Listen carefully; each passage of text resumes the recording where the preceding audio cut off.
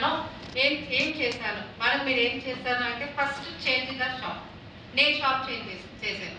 ముఖ్యంగా టీ పొడి, paste, health care, almost ఇంట్లో సరిపడా ఐటమ్స్ అన్ని కూడా కొనుక్కోవడం స్టార్ట్ చేశాను. అద్భుతంగా ఉంది. ప్రీ ప్రొడక్ట్ వచ్చింది, పీవీ ద్వారా కొంత ఇన్కమ్ వచ్చింది. దీన్ని కొంతమందికి ఫ్రెండ్స్ కి షేర్ చేశాను.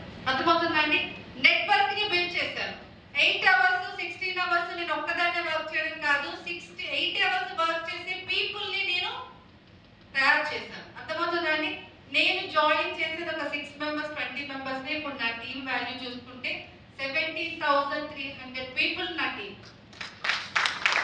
17,300. ఫస్ట్ లో ఫుల్ డెసిషన్ తీసుకున్నాను. ఏంటి అంటే నాకు ఇనీషియల్ గా వచ్చిన ఇన్కమ్ అయితే కాదండి. ఎందుకంటే నేను ఉండేది మిడిల్ క్లాస్. ఇనీషియల్ గా వచ్చిన ఇన్కమ్ కాదు.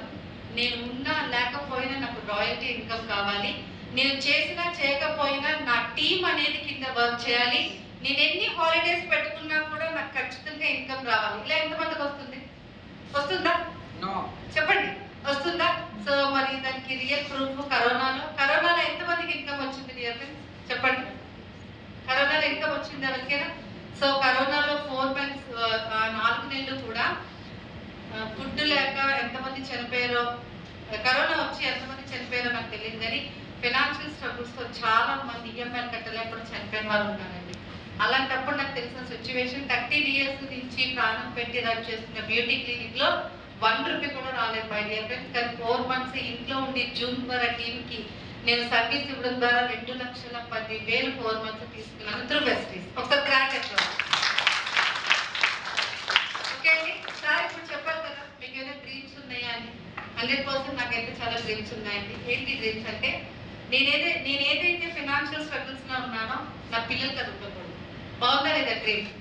నేను ఏదైతే పేరెంట్స్ కి ఒకప్పుడు పేరెంట్స్ నాకు చూస్తున్నారో పేరెంట్స్ కి ఎటువంటి లోటు లేకుండా ఎండింగ్ వరకు చూసుకొని ఉండాలి. బాగుందా లేదా డ్రీమ్? అలాగే ఖచ్చితంగా నాకంటూ కారు ఉండాలి, ఫారెన్ ట్రిప్ వెళ్ళాలి. ఇవన్నీ జరుగుతుందా మనం చేసే జాబ్ లో జరగదు. అలాగే నేను చేసే బిజినెస్ లో జరగదు. స్టిల్ డెసిషన్ తీసుకున్నాను 2018 మై డియర్ ఫ్రెండ్స్. ఎలా తీసుకున్నాను అంటే ఒక లీడర్గా, ఖచ్చితంగా ఒక లీడర్గా. ఉమెన్స్ డే రోజు మా పాప కూడా మీ ఏజ్ ఉంటుందండి. ఉమెన్స్ డే రోజు అందరూ కూడా పక్క వీడియోస్ పెట్టుకుంటారు కదా ఉమెన్స్ డే సెలబ్రేషన్స్. కానీ నా పాప ఒక ఫోటో పెట్టి ఒక మంచి మెసేజ్ పెట్టుండే. ఏంటి అంటే, నేను ఎవరైనా రోల్ మోడల్ ఎవరైనా ఇన్స్పిరేషన్ గా తీసుకోవాలి అనుకుంటే నీకన్నా ఇంకెవరు ఉండరమ్మా, నువ్వే నాకు చాలా ఇన్స్పిరేషన్. ఎంత అద్భుతంగా ఉంటుంది. బాగుంటుందా లేదా? ఓకే, మరి అలాంటి డెసిషన్ తీసుకున్నాను 2018 లో. చాలా ఛాలెంజెస్ ఫేస్ చేశాను, చాలా నెగటివ్స్ ఫేస్ చేశాను. బట్ నాకంటూ ఒక రికగ్నిషన్ తీసుకోవాలి అని చెప్పి 2018 లో స్టార్ట్ అయిన తర్వాత ఫస్ట్ వింటున్నారా? అర్థమవుతుందా?